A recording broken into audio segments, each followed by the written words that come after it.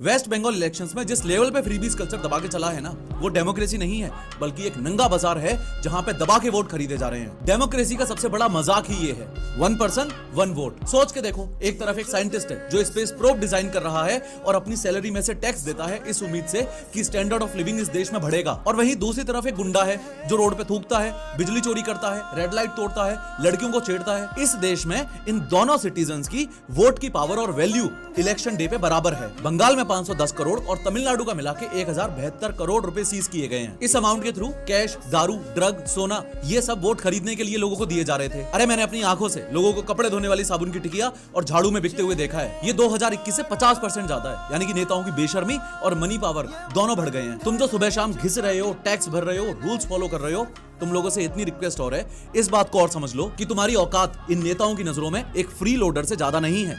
क्यों? क्योंकि तुम्हारे वोट की वैल्यू उतनी है जितनी उस इंसान की है जिसको मुफ्तखोरी से मतलब है। तुम्हारा काम है सिर्फ पैसा कमाना और सरकार की तिजोरी भरना, क्योंकि नेताओं को पता है असली वोट बैंक वहां है जहां मेहनत नहीं, फ्री का बोलबाला है। इसलिए पॉलिसीज ऐसी बन रही हैं कि तुम्हें निचोड़ा जाए और वो पूरा पैसा उठा के वहां बांट दिया जाए जो लोग उन नेताओं को कुर्सी पे बिठा के रखेंगे। आज 4 मई 2026 है, बंगाल के रिजल्ट का दिन। देखते हैं जनता ने किसकी रिश्वत को ज्यादा पसंद किया है। पर याद रखना, नेता कोई भी जीते, हारना तुम जैसे ऑनेस्ट टैक्स पेयर्स को ही है। तुम्हारी मेहनत का पैसा सिर्फ वोट खरीदने का एक फ्यूल बन के रह गया है।